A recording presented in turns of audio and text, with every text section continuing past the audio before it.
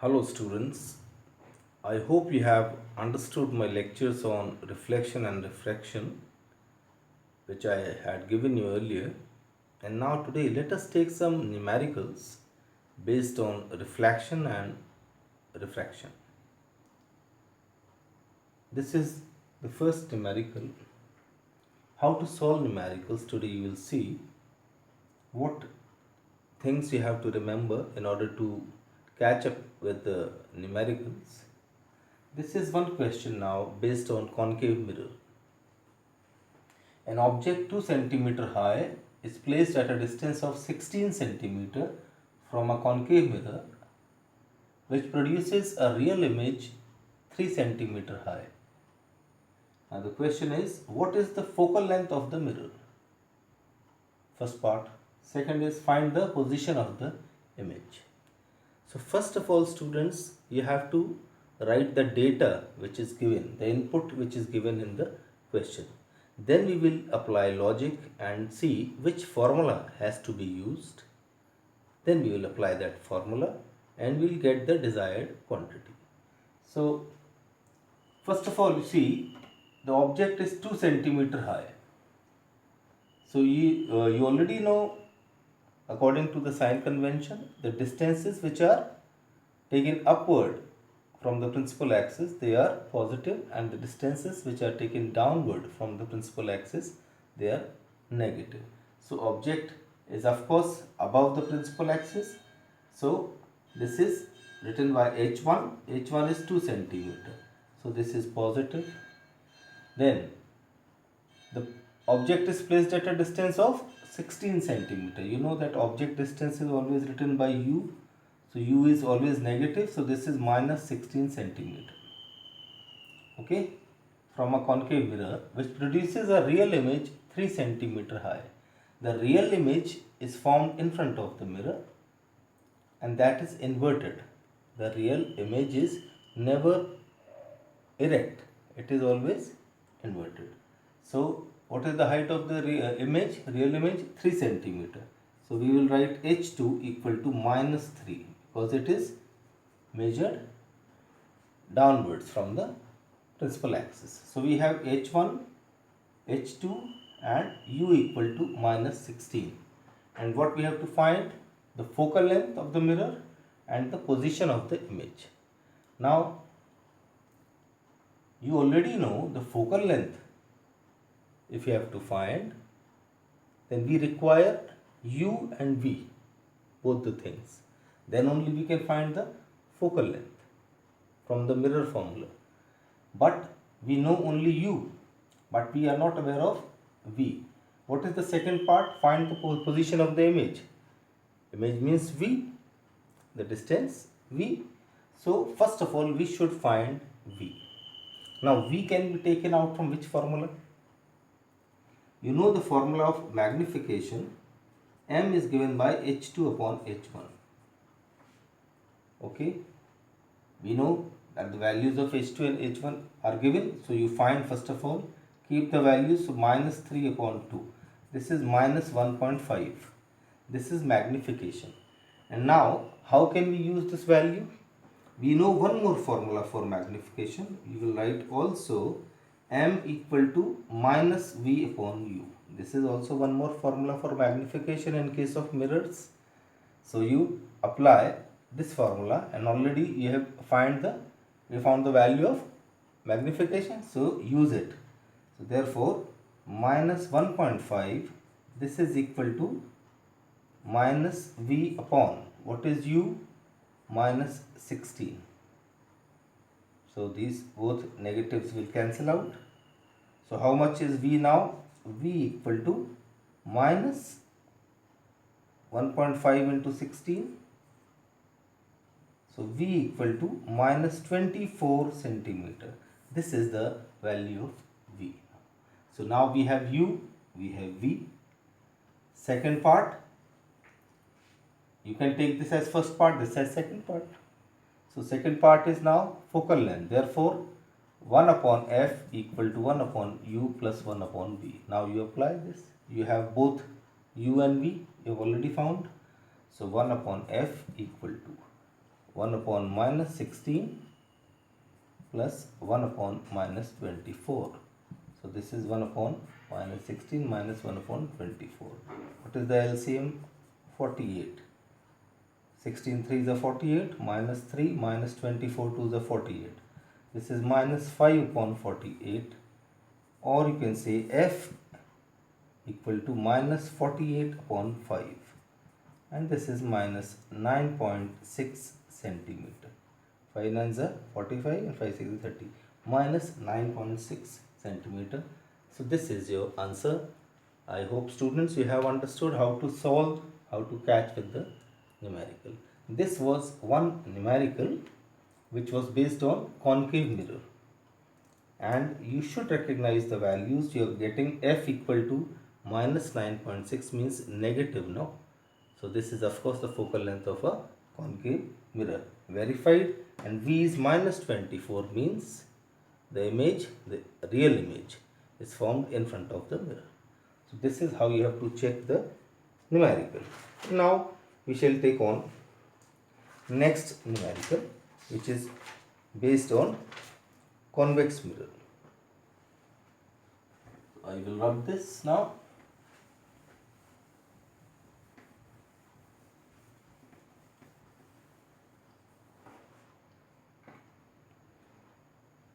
Question number 2 says, this is based on convex mirror. An object 5 centimeter high is placed at a distance of 10 centimeter from a convex mirror. So object is 5 centimeter high, means H1 equal to 5 centimeter. This is placed at a distance of 10 centimeter from a convex mirror. So object is placed at a distance of 10 centimeter from a convex mirror. So U equal to minus 10. Okay. And this mirror, convex mirror,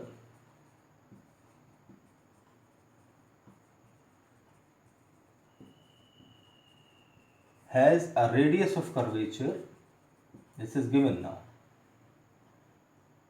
30 centimeter. So the question is, find the nature, position and size of the image.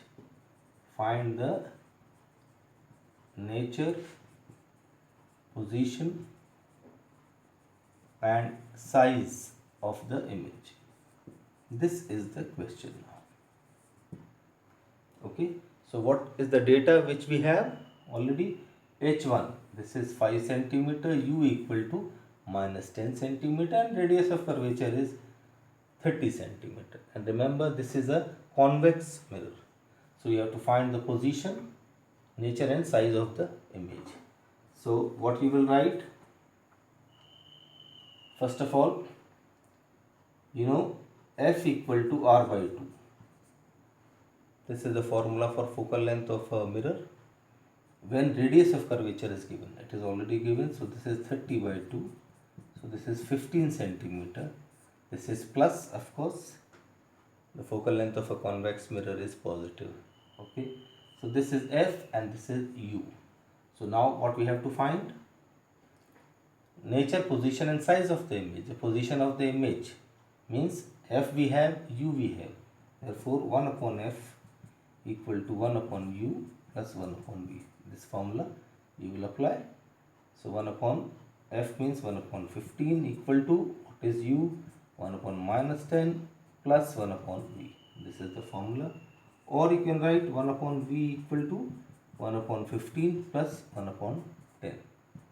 So what is the LCM? 30, 15 2s are plus 10 3s are. So this is 5 by 30. 5 6 is 30, or 1 upon V equal to 1 upon 6. So V equal to 6 centimeter.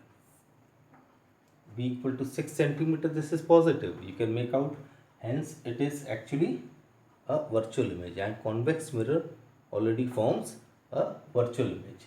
Now this is the position. What he has asked? Nature. What is the nature? What type of image a convex mirror forms? A virtual image. Position of the image 6 centimeter from the pole, and then size of the image. Now you have already size of the object as 5 centimeter. So size of the image, therefore you will apply the formula for magnification. M equal to minus V upon U, and this is also H2 upon H1. This you know already. So minus V means, what is V? 6. Minus 6 upon, what is U? Minus 10.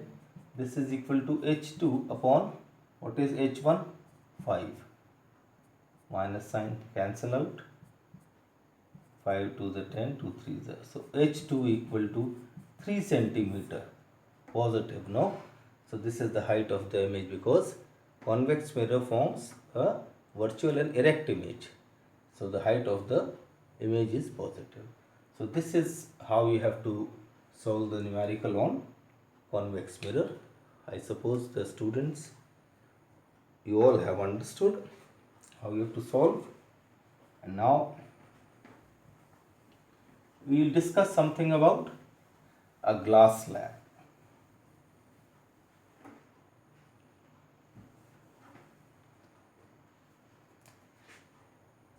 A refraction through a glass slab.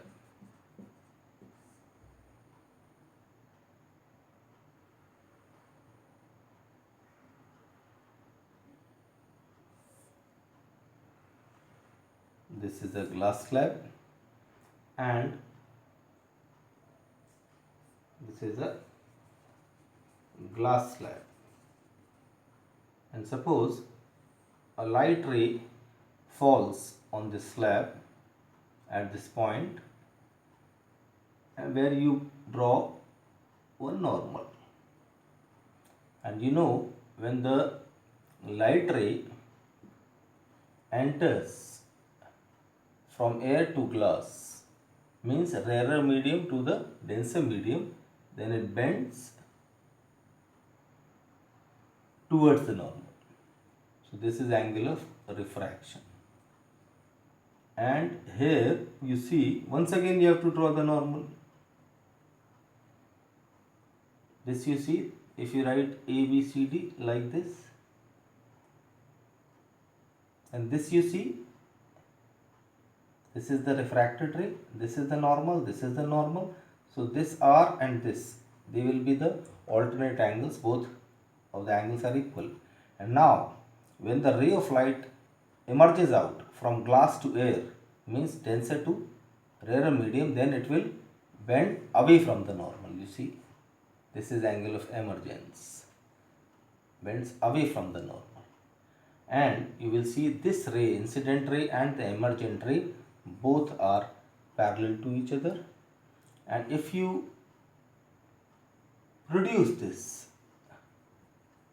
like this, if you produce this and you measure this distance d, so this is known as lateral shift or lateral displacement, okay, or lateral shift. It means that the ray of light was coming like this, and had this glass slab not been there, this ray would have gone like this. This would have been the original path of the ray. So from the original path, how much the ray has bent? What distance?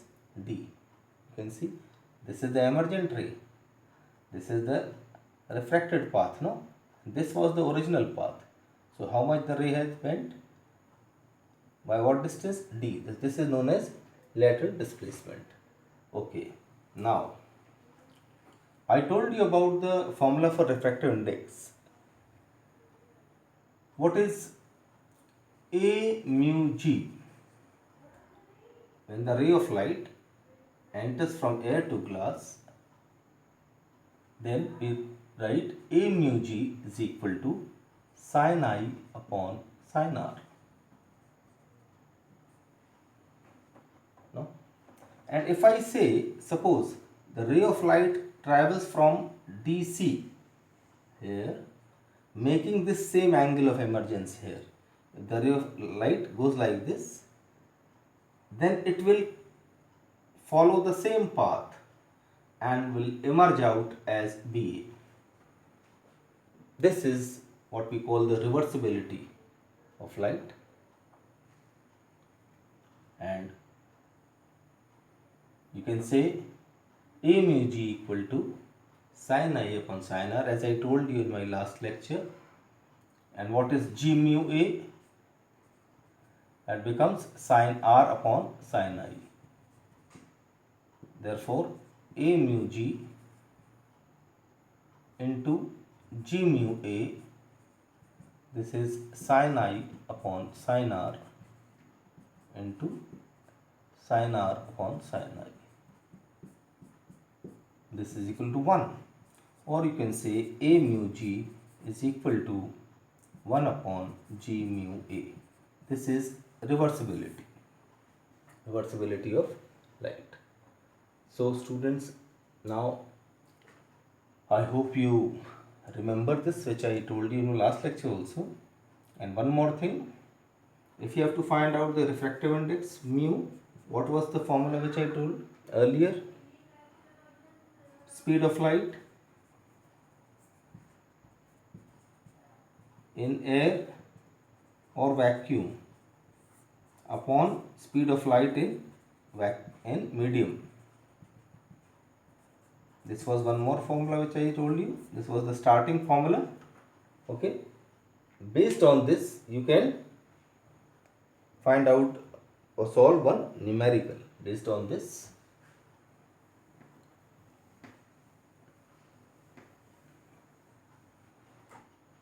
Suppose, now I give you a numerical based on this. Light enters from air into glass plate having refractive index 1.5. What is the speed of light in glass? So, light enters from air to glass, and the refractive index of glass is mu equal to 1.5. So, he is asking what is the speed of light in glass.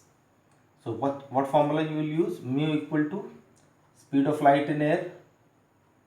Speed of light in air is 3 into 10 power of 8. No? And speed of light in glass, this you have to find. So therefore, 1.5 equal to 3 into 10 power of 8 upon V, or V equal to this much, 2 times. So 2 into 10 to the power of 8 meter per second. This is the speed of light in glass. So this is how you have to solve these questions. I hope you have understood the numericals on reflection and refraction. And of course, we have started with class lab. In my next lecture, I shall take on some more difficult numericals. Okay, students, please follow the lectures carefully. Till then, see you.